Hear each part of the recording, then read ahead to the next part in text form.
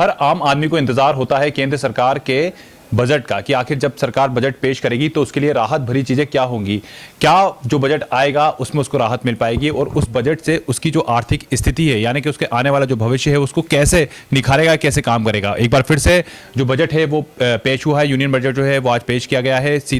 निर्मला सीतारमण ने इसको पेश किया है और देखिए सबसे खास बात यह है कि 8वीं बार देश की वित्त मंत्री निर्मला सीतारमण ने इसे पेश किया है और ये एक रिकॉर्ड भी उन्होंने बनाया है कि एक महिला जो कि देश की वित्त मंत्री है उन्होंने अपना 8वीं बार जो बजट है उसको पेश किया है। और देखिए इस बार जो कुछ मैं आपको खास पॉइंट बताना चाहूंगा कि इस बार कई विषयों पर को ध्यान दिया गया। खासतौर पर हम बात करें तो हम किसानों की बात कर सकते हैं, हम शिक्षा की बात कर सकते हैं, हम व्यापार की बात कर सकते हैं, रोजगार की बात कर सकते हैं। इन तमाम विषयों को उन्होंने काफी अच्छे से समझा और उसके बाद इस बजट को पेश किया। कई चीजों को सस्ता किया गया है और कई चीजों को लेकर लोगों में निराशा जरूर देखने को मिलती है, लेकिन यह है कि इस बार का जो बजट है वो ये भी कहा जा सकता है कि देश में दो राज्यों में चुनाव होना है, उनको भी कहीं ना कहीं इसमें ध्यान रखा गया है। इसी पर हम चर्चा करेंगे क्योंकि हमारे साथ एक विशेष जो पैनल है इस समय बैठी हुई है। पीपल्स अपडेट के स्टेट एडिटर हमारे साथ बैठे हुए हैं, मनीष सर हमारे साथ मौजूद हैं। इसके साथ ही हमारे साथ स्पर्श द्विवेदी जी मौजूद हैं जो कि इंश्योरेंस एक्सपर्ट हैं। साथ ही साथ हमारे साथ मौजूद हैं अजय देवनानी जी जो कि BCCI के स्पोक पर्सन हैं। सबसे पहले मैं सर से ही समझने की कोशिश करूंगा। मनीष सर, आपने इस पूरे बजट को देखा है, निर्मला सीतारमण ने इस बजट को पेश किया है, इस बजट को लेकर क्या प्रतिक्रिया देंगे आप? पहली देखिए, सबसे पहली तो बजट से, केंद्रीय बजट से सबकी उम्मीदें रहती हैं कि हमको टैक्स में क्या बेनिफिट मिल रहा है। तो इसमें ये हो गया है कि जो न्यू टैक्स रिजीम है उसमें जो एग्जम्पशन की लिमिट है उसको 12 लाख कर दिया है।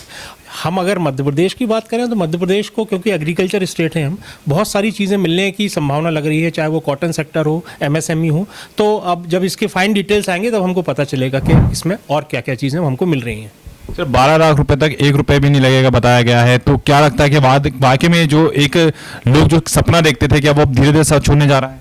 बिल्कुल होने जा रहा है। अब इसमें देखिए, इसकी एक और जो इसको समझने का तरीका वो ये है कि अब इसमें आपको, क्योंकि 12 लाख की छूट दे दी, तो बहुत सारे लोग अभी हैं देश में कि वो अभी भी पुरानी जो कर प्रणाली है, ओल्ड टैक्स रिजीम है, उसी में टैक्स भरते हैं। तो ये उनको इस में स्विच ओवर करने का एक वो है और मुझे लगता है कि 1-2 साल में ये पुरानी वाली ख़त्म कर देंगे जिसमें आपको एग्जम्पशंस मिलते हैं, चाहे वो हाउसिंग लोन के हों या एजुकेशन लोन के हों या आपकी सेविंग्स के हों। तो ये एक, और ये सरकार की मंशा ये समझ में आती है कि वो उसको लगता है कि पैसा मार्केट में रहे, कि अगर पैसा चलेगा मार्केट में तो सभी का फायदा होगा। ये उसमें मेन उसका उद्देश्य ये लग रहा है। देखिए मेन उद्देश्य ये रहता है कि जो पैसा है वो बाजार में हो। अजय देवनानी जी मेरे साथ मौजूद हैं, BCCI के स्पोक पर्सन है। अगर हम BCCI की बात करें सर, BCCI को किस तरह से देख रहा है, इस पूरे बजट को किस तरह से देख रहा है? देखिए, हम लोग इस बजट के आने से पहले ही बहुत आशान्वित थे कि ये बजट मिडिल क्लास के लिए और MSME वर्ग, MSME मतलब जो इस देश में सबसे ज़्यादा जॉब जनरेट करता है और 30% इकोनॉमी के लिए, इकोनॉमी को बूस्ट करता है। तो हम लोग बहुत आशान्वित थे इस बजट में, जैसा अखबारों से आ रहा था, जैसा इकोनॉमिक सर्वे पेश हुआ था। और आज हम इस बजट का बहुत स्वागत करते हैं क्योंकि एक बहुत बड़ा इकोसिस्टम स्टार्टअप के लिए 2014 के बाद इस मोदी की गवर्नमेंट ने पेश किया था। और ये 8वां बजट जो निर्मला सीतारमण जी का है, तो फर्स्ट टाइम एक क्रेडिट कार्ड योजना व्यापारियों के लिए आई गई थी जो काफ़ी टाइम से हम मांग रहे थे। एक नेशनल लेवल पे रिटेल ट्रेड पॉलिसी की हम लोगों की मांग थी, जिसके अंतर्गत हम एक क्रेडिट कार्ड पॉलिसी छोटे व्यापारियों के लिए चाह रहे थे। तो किसानों की भी क्रेडिट कार्ड पॉलिसी बड़ी है और व्यापारियों के लिए पहली बार क्रेडिट कार्ड लॉन्च हुआ है। इसके बाद जो इस देश का सबसे बड़ा इकोसिस्टम स्टार्टअप का, जो 2014 में 300 कुछ थे और आज 1.5 लाख से ऊपर हैं, उन स्टार्टअप्स के लिए एक बहुत बड़ी लोन योजना आई है कि उनको 10 करोड़ से लेकर 20 करोड़ तक की लोन योजना मिल रही है। साथ ही MSME के लिए जो लोन गारंटी वो बढ़ाई गई है, वो भी 20 से लेकर लगभग, मेरे पास डेटाज और आ जाएं, लगातार आपके चैनल के माध्यम से भी आ रहे हैं, 40 करोड़ के आसपास है और एक बड़ी राशि का प्रावधान किया गया है। साथ में एक कॉटन हब बनाने के लिए, इंडिया को एक टेक्सटाइल हब बनाने के लिए, कॉटन के लिए एक बहुत बड़ा प्रोविज़न किया गया है। एक टॉय इंडस्ट्री के लिए, मैन्युफैक्चरिंग और स्किल डेवलपमेंट के लिए और उसके टॉय इंडस्ट्री की प्रमोशन के लिए लगातार घोषणा करी गई। तो मुझे ऐसा लगता है व्यापारियों के लिए, MSME वर्ग के लिए बजट बहुत स्वागत योग्य है। और हमें ये लगता है कि, मुझे ये लगता है पर्सनली, कि मेक इन इंडिया के फॉर्मूले के तहत, जैसे मैंने टॉय इंडस्ट्री बात करी है, आत्मनिर्भर भारत की बात कर रहे हैं हम, विकसित भारत के रोड मैप पे प्रधानमंत्री जी ने विजन के साथ काम करना चालू कर दिया है।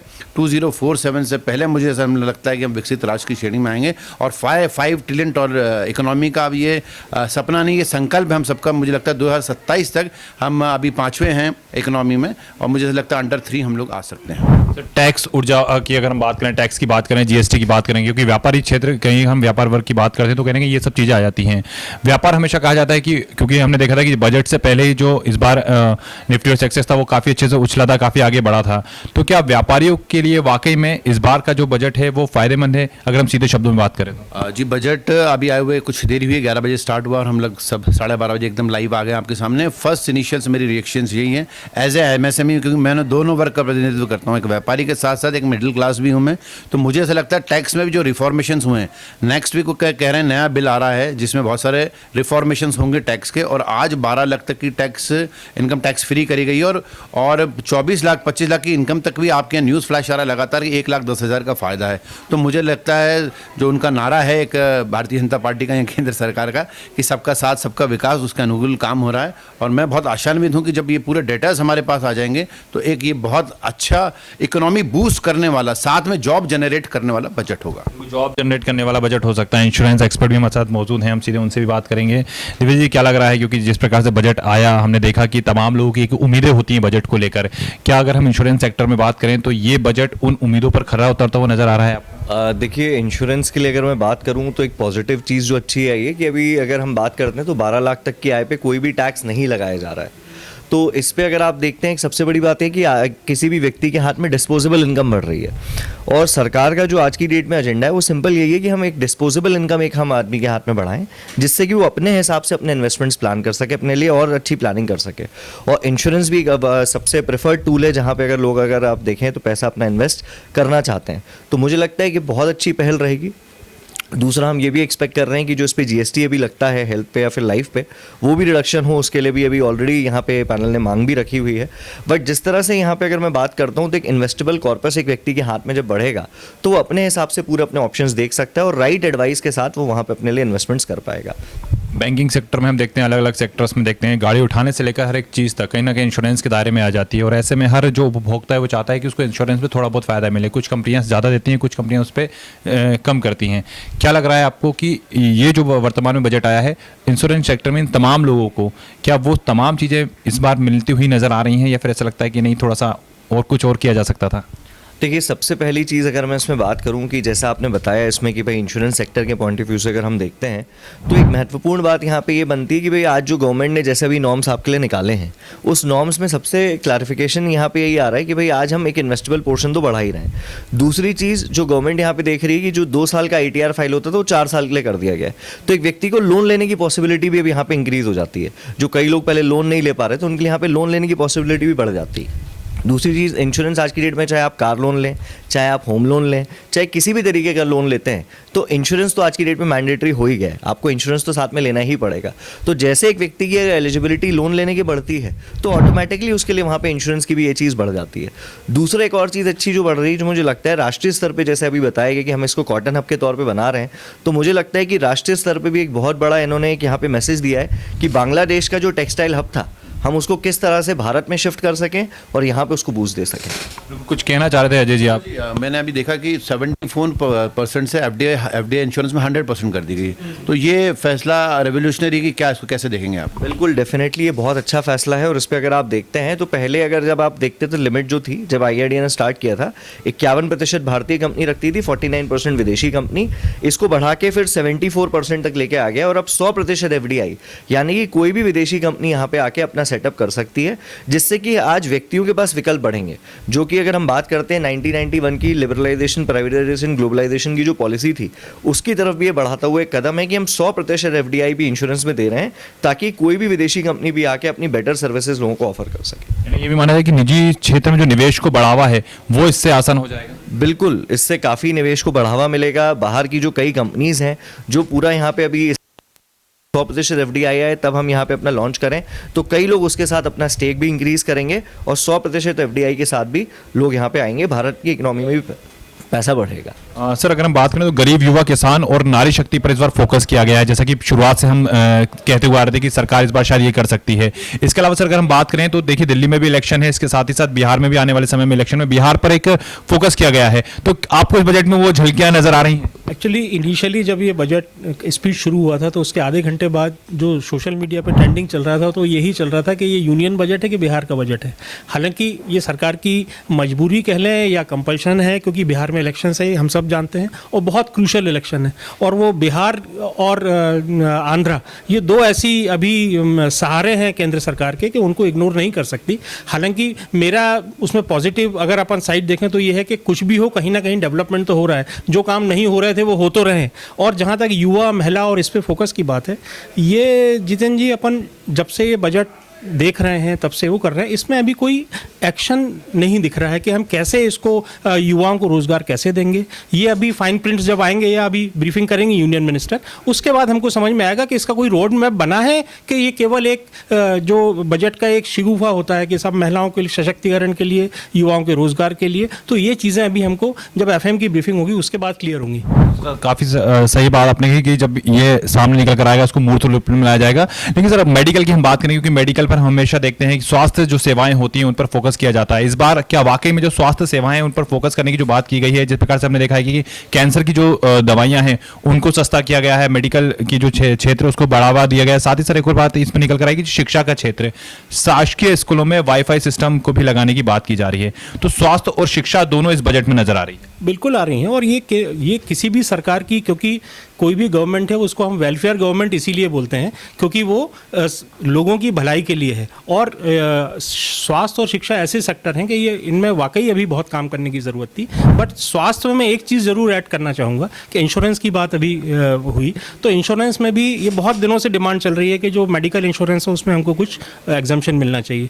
तो वो अभी क्योंकि GST पैनल के सामने पूरा मामला पड़ा है। बट एक जो उम्मीद की किरण नज़र आ रही है वो ये है कि 100% जब FDI आएगा इंश्योरेंस सेक्टर में, वो किसी भी सेक्टर में आए इंश्योरेंस के, तो जब बहुत सारी कंपनी आएंगी तो कंपटीशन होगा, तो उसका अल्टीमेट फायदा कंज्यूमर को होने की संभावना लग रही है। बिल्कुल होने की संभावना लग रही है। एक क्वेश्चन और लूंगा अजय जी आपसे, चैम्बर ऑफ कॉमर्स अब कहीं ना कहीं जिम्मेदारियां बढ़ जाएंगी इस बजट के बाद, क्योंकि व्यापारी वर्ग सीधा संपर्क करेगा आप लोगों से इस बजट को समझने के लिए, तमाम चीजों को लेकर। सिंपल भाषा में अगर हम बात करें तो किस तरह के इस बजट को आप देख रहे हैं सिंपल भाषा में? देखिए ये बजट जो है, मुझे ऐसा लगता है कि रेवोल्यूशनरी बजट है। किसानों के लिए बहुत कुछ है। अभी आप मेडिकल की बात कर रहे थे, मैंने देखा 50 से ज़्यादा मेडिकल कॉलेज खुलने की बात हो रही थी। कैंसर की दवाएं सस्ती होने की बात हुई है। EV के लिए एक स्ट्रक्चर, EV के लिए इंफ्रास्ट्रक्चर की बात हो रही है। मतलब हम स्वच्छता की बात भी कर रहे हैं, शिक्षा की बात भी कर रहे हैं इस बजट में। और लगातार मुझे ऐसा लगता है कि किसान के साथ साथ, व्यापारी के साथ साथ, जो आपने कहा ज्ञान वाली बात, जो आज बजट की थीम थी ज्ञान, युवा, नारी और सभी पे फोकस है। तो मुझे ऐसा लगता है व्यापारी वर्ग के लिए तो बहुत स्वागत योग्य बजट है, क्योंकि कोविड के बाद हमने लगातार देखा कि कोविड के बाद हमारे आसपास की इकोनॉमी क्रैश हुई। इजराइल वॉर था, यूक्रेन रशिया वॉर था, आसपास हमारी इकोनॉमी क्रैश हो रही है। और आप देखिए एक बहुत बड़ा इस बजट से उन्होंने संदेश दिया है। US आजकल अपनी पॉलिसी की अलग बात कर रहा है, यूरोप अपनी इमिग्रेशन पॉलिसी की अलग बात कर रहा है, और हम इंडिया में इतना बड़ा इकोसिस्टम डेवलप कर रहे हैं। स्टार्टअप को इतनी बड़ी क्रेडिट गारंटी देना, मेक इन इंडिया के तहत काम करना, ये पोस्ट कोविड के बाद जो पोस्ट कोविड एक्टिविटीज़ उन्होंने बहुत कुछ सिखाया इस देश को, नीति निर्धारकों को, कि कैसे हमें मेक इन इंडिया के लिए आज बात हो रही है, कॉटन बात हो रही है। मेरे साथी स्पर्श जी ने जैसे अभी कहा कि बांग्लादेश हमसे एक छोटा देश था जियोग्राफिकली, और वो टेक्सटाइल में आगे था। आज एक ही जो कॉटन के लिए उन्होंने प्रावधान किया, मेक इन इंडिया यहाँ टॉय इंडस्ट्री के लिए किया है। तो मुझे ऐसा लगता है, और ये जो आज क्रेडिट कार्ड की बात करी है, व्यापारी क्रेडिट कार्ड की जो 5 लाख तक की, तो छोटे व्यापारी से लेके एक बड़े उद्योगपति तक को एक साहस और एक मोटिवेट केंद्र सरकार प्रदान कर रही है। और मुझे ऐसा लगता है कि आने वाले समय में जो एक कहीं लाइसेंस पॉलिसी या जो भी टैक्स की विसंगतियां हैं, वो भी नेक्स्ट वीक में जो टैक्स रिफॉर्मेशन का बिल आने वाला है उसमें दूर होंगी, और इस देश में एक इकोनॉमी बूस्ट करने वाला एक बहुत बड़ा इकोसिस्टम डेवलप होने वाला है इस बजट के साथ। बिल्कुल एक बहुत बड़ा जो इकोनॉमिक सिस्टम है वो डेवलप होने वाला है। अगर हम बात करें, क्योंकि सर आप इंश्योरेंस क्षेत्र से एक्सपर्ट हैं, तमाम चीज़ों को आप अच्छे से बारीकी से समझते हैं, इस बजट से हमारे जो दूसरे देश हैं, जो सहयोगी देश हैं, जो हमारे आते हैं, उनको क्या लगता है कि इस बजट के माध्यम से हम उनमें भी, जिस प्रकार से भी अजय जी ने बताया कि हम हमारी इकोनॉमिक जो सेटिंग है उसको हम अच्छा कर रहे हैं, हमारे जो चाहे तमाम चीज़ें हों, हर एक सेक्टर की चीज़ें हों, तो क्या लगता है कि जो विदेश नीतियाँ हैं, तमाम चीज़ें, उनको भी ध्यान में रखा गया इस बजट को? बिल्कुल ध्यान में रखा गया। और मैं ये भी बोलना चाहूँगा, हर बार बजट से एक शिकायत रहती थी कि मिडिल क्लास के लिए कुछ आता नहीं था। तो यहाँ पे क्योंकि हमारी ये ग्रोइंग मिडिल क्लास है, अगर हम भारत की बात करें, और दूसरे जो भी हमारे अगर आस पड़ोस के हम देश देखते हैं वहाँ पे भी एक ग्रोइंग मिडिल क्लास आ रही है। तो जब एक मिडिल क्लास को लेके एक फोकस्ड होकर बजट आता है तो मुझे लगता है एक स्ट्रॉन्ग मैसेज वहाँ पे भी जाएगा कि वहाँ पे भी आपको इसके ऊपर देखना बहुत आवश्यक है कि मिडिल क्लास पे आज की डेट में आपको फोकस रखना पड़ेगा। क्योंकि अगर आप देखते हैं 12 लाख तक अगर टैक्स पे छूट दी जा रही है, ये अपने आप में एक बहुत वेलकम पहल है और इसके लिए मुझे लगता है कि एक काफ़ी अच्छी चीज़ है जो दूसरे जो हमारे भी पड़ोसी देश हैं उनके लिए भी ये चीज़ रहेगी। और दूसरा, जिस तरह से अभी हम बात कर रहे हैं कि कॉटन की या टेक्सटाइल की या स्टार्टअप के हब को लेके, तो ये भी उनको लगेगा कि अपनी अपनी नीतियाँ भी इसी तरह से ड्राफ्ट करें ताकि लोगों पे भी इसका इम्पैक्ट जा सके। बिल्कुल, देखिए जो बजट आया है उससे कई वर्गों में कहा जा सकता है कि कई खुश हुए हैं, तो कुछ वर्ग निराशा भी उन्हें जरूर मिली होगी। लेकिन कुछ पॉइंट्स अगर मैं बताऊं तो विकास में तेजी लाना, सुरक्षित समावेशी विकास, इसके अलावा युवाओं में फोकस किया गया है। साथ ही साथ बिहार में मखाना बोर्ड का गठन किया गया है, मछुआरों के लिए स्पेशल इकोनॉमी की गई है, टैक्स, ऊर्जा, शहरी विकास पर फोकस किया गया है, गरीब युवा, किसान, नारी शक्ति पर फोकस किया गया है। यानी कि हर वर्ग को साधने का जो प्रयास है वो किया गया है। खासतौर पर अगर हम मध्यम वर्ग की बात करें तो कहीं ना कहीं ये जो भी वर्तमान में बजट आया है उसको लेकर कहा जा सकता है कि थोड़ा रिलैक्सेशन इस बार बजट से जरूर मिला है। वीडियो जर्नलिस्ट तरुण के साथ जितेंद्र शर्मा, पीपल्स अपडेट, भोपाल।